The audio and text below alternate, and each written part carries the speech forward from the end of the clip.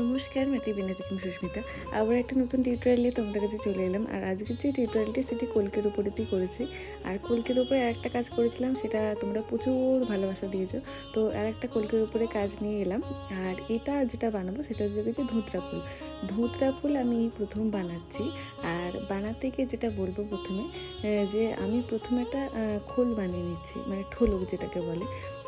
খুবই সোজা একটা ফুল, কারণ আমি প্রথম করেছি, মানে এই ভিডিওটা যেটা দেখছো সেটাই হচ্ছে যে আমার প্রথম ধুতরা ফুল বানানো।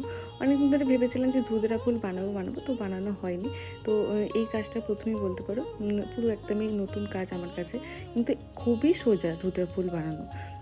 আর সেটার জন্য সোজা কেন বলছি, সেটা হচ্ছে কি যে এই ঠোলক বানানো, মানে ছোটোবেলা থেকে, মানে যখন মায়ের সাথে পিঠে বানাতাম সেখানে ঠোল বানাতে হতো। তারপর হচ্ছে কি যে কড়াইশুঁটির কচুরি, তারপর আলুর পরোঠা, এগুলো বানাতে গেলে ঠোলক বানাতেই হতো। তো সেই ঠোলক বানাতে বানাতে মানে রান্নার এক্সপিরিয়েন্স এখানেও কাজে লাগে।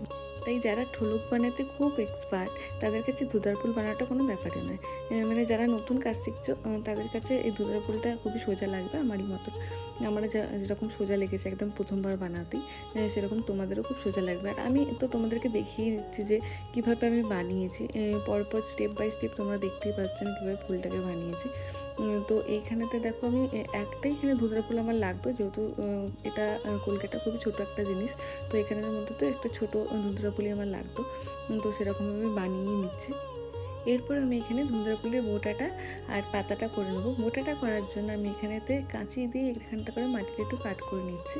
কাট করে নেওয়ার পরেতে আমি হাতের সাহায্যে একটু মুখের দিকগুলো একটু সরু সরু মতন করে নিচ্ছি, নিয়ে এখানে আটা দিয়ে অ্যাটাচ করে নেওয়ার পরেতে ছুঁচ দিয়ে যেরকম বোটাটা হয় সেরকমভাবে আমি স্ট্রাকচার দিয়ে নিচ্ছি।